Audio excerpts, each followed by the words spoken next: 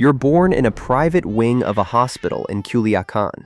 Before you even cry, 6 men are already guarding 3 floors. The doctor is paid in cash, no receipt, no paper trail, just a thick envelope and a handshake that ends the conversation. When the nurse carries you into the hallway, the men go silent. Your father looks at you once, gives a small nod, and someone opens a bottle of champagne that costs more than many families in the city make in months. 9 days later, there is already a gold medallion of La Virgen de Guadalupe hanging over your crib. A priest blesses it. He has known your family for years and has learned not to ask questions. You are too young to understand any of this, but your life is already being built around you. Not with choices, with walls. You grow up in a huge compound outside the city. There is a fountain in the courtyard, jacaranda trees by the stone path, and a private chapel where mass is held every Sunday. The kitchen is never empty. There is always food on the stove, bread under cloth, women moving quietly from room to room. In your family,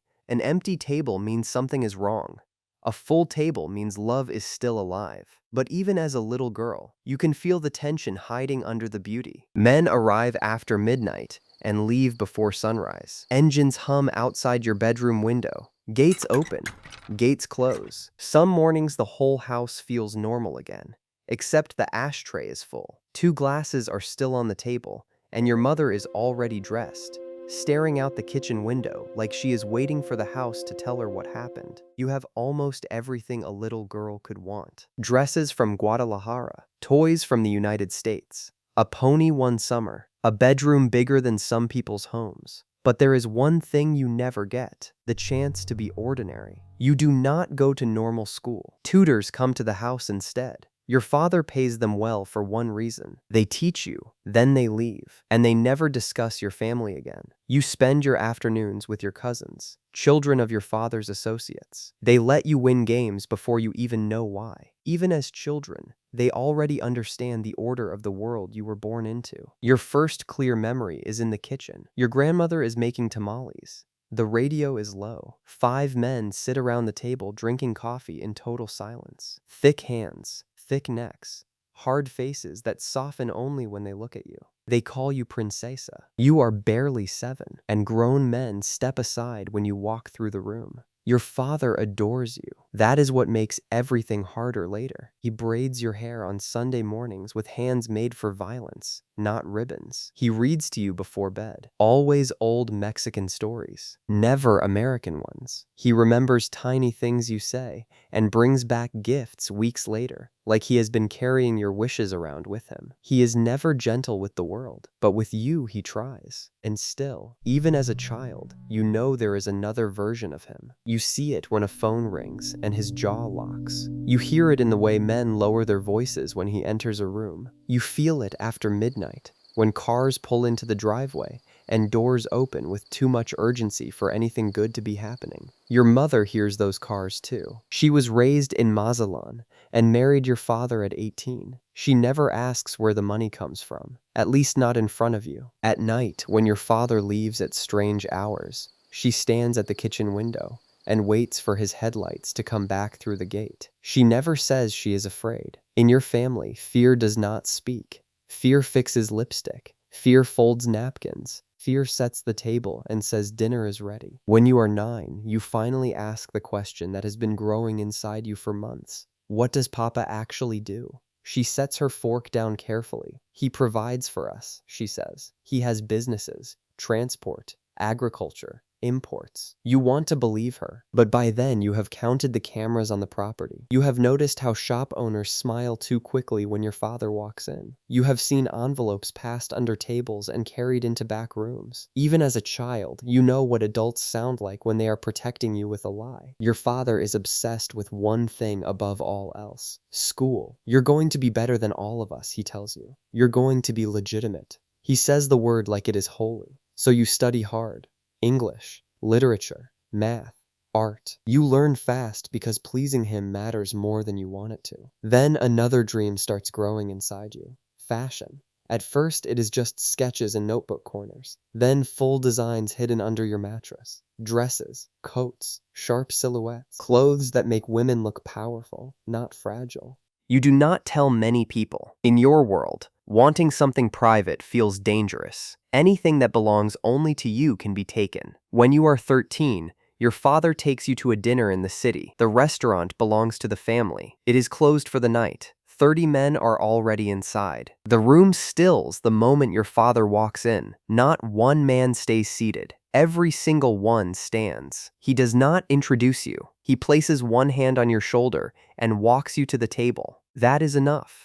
They understand, and in that moment, something changes. You stop being a child standing near power. You realize you are part of the structure now. You are not just his daughter in private. You are the daughter. Around the same time, you meet the accountant. Silver hair, calm voice, perfect suit. Your father trusts very few people. He trusts this man. One afternoon, he explains his work simply. Your father has real businesses, he says, but some money begins in places the government would not approve of. My job is to make sure that by the time it becomes a building or a restaurant or a trucking company, no one can prove where it started. You ask if that means he lies for a living. He smiles without warmth. It means I keep families alive. That answer stays with you because in your world, wrong things are always spoken in the language of love. At 18, you leave for university in Mexico City. Officially, you are the daughter of a successful business family. Smart, elegant, safe. You study fashion merchandising, and for the first time in your life, your dream feels close enough to touch. You stay late. You work until your fingers hurt. You build a portfolio that is fully yours. No family name can sketch a dress for you. No bodyguard can fake talent. When your senior collection gets noticed, it feels like the first honest thing that has ever happened to you. Then comes the offer, an internship at a respected fashion house in Polanco. Real work, real praise from someone who owes your father nothing. You carry the news home like a secret too bright to hold. You tell your father over dinner, smiling before the words are even finished. That's not possible, he says. You think he must not understand. It's only an internship, 3 days a week.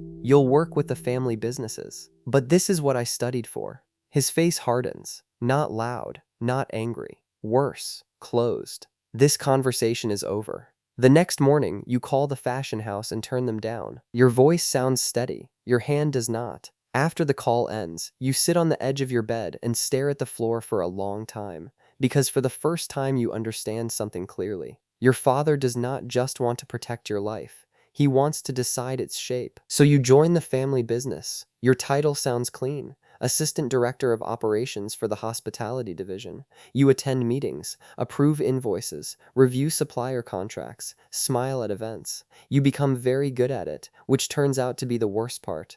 You cut waste, improve margins, fix broken systems. Your father praises you in front of powerful men. Your uncle starts calling you the smart one. The accountant begins asking your opinion before expansion meetings. And that is how the trap changes form. At first you thought your danger was being denied your dream. Then you realize the real danger is being useful. Because now your talent is not fighting the family machine. It is strengthening it. You tell yourself the legitimate side matters. You tell yourself you are helping clean something up. Then one afternoon, that lie cracks. You are reviewing invoices for one of the restaurants when one number catches your eye. A delivery charge repeated across 3 locations, too high and too neat. You ask one quiet question, then another. By evening, the accountant is standing in your office with the door closed. It's better if you don't look too closely at transportation line items, he says. You stare at him. Why? He holds your gaze for a second too long, because some doors are only meant to open one way. That night, you do not sleep. For the first time, you understand in a way that feels physical that the legitimate world you have been helping build is not standing beside the other one. It is covering it, protecting it. Your spreadsheets are not clean. Your contracts are not clean. Your intelligence is being used as soap over blood. The next week, your father praises you in front of everyone at a family dinner. He says no one has improved the business faster than you. Men nod.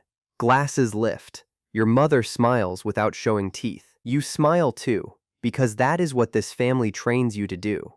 But while everyone is clapping, one thought keeps repeating in your head. They are not proud because you escaped the machine. They are proud because you made it stronger. After that, every success tastes different. Ribbon cuttings, charity dinners, scholarship photos, local headlines calling your family generous, disciplined, respected. The good being done is real, which somehow makes everything worse, because the lie is real too. They sit side by side, and you are trapped holding both. By 22, your life looks flawless from the outside. Elegant apartment, tailored clothes, invitations to the right rooms, the kind of face magazines want to feature and donors want to meet. You sit on the board of a foundation. You speak at events. A business magazine runs a profile on you. Leadership, vision, the next generation. The photos are beautiful. The article is perfect. And every word of it rests on a foundation no one is allowed to name. Then you meet someone, a man outside the family orbit, funny without trying, kind in a way that feels almost suspicious at first. The kind of person who listens all the way through an answer. He knows nothing about your real life, and for a while that feels like oxygen. You have dinner, then another. He asks normal questions. Why do you always sit facing the door? Why do you go quiet when your phone lights up after midnight? One night, lying next to him, you almost tell him everything. The words rise into your throat. Then your phone vibrates on the nightstand. One message from your father. Where are you? Just 2 words. You stare at the screen, and the moment dies. He asks if everything is okay. You say yes too quickly. Then you sit up and tell him you forgot an early meeting. He offers to call you a car. You say no. At the door, he kisses your cheek and says, "Text me when you get home." You never do. The next day, he sends a gentle message. Then another 2 days later. Then nothing. And just like that, something good is gone. Not because it failed, but because your world does not allow it to live long enough to matter. That is when you understand something final. Real intimacy is impossible in a life built on permanent omission. Love needs truth. Your world only allows versions. You start seeing your mother more clearly now. The tremble in her fingers, the way she still waits by windows, the way she can host 20 people for dinner and still look lonely in a full room. You used to think she was weak because she stayed silent. Now you understand something worse. Silence was survival that lasted so long it became personality. And when you look at your father with adult eyes, you see the cost in him too. The silver at his temples, the exhaustion buried beneath control. He built an empire out of force, fear, discipline, and patience. He also built your home, paid for your tutors, saved your sketches, told everyone his daughter would become something better than he ever was. That is what makes it unbearable, because he loves you, truly, deeply, and still, he will never let you be free. The prison is beautiful. That is why it takes you so long to call it one.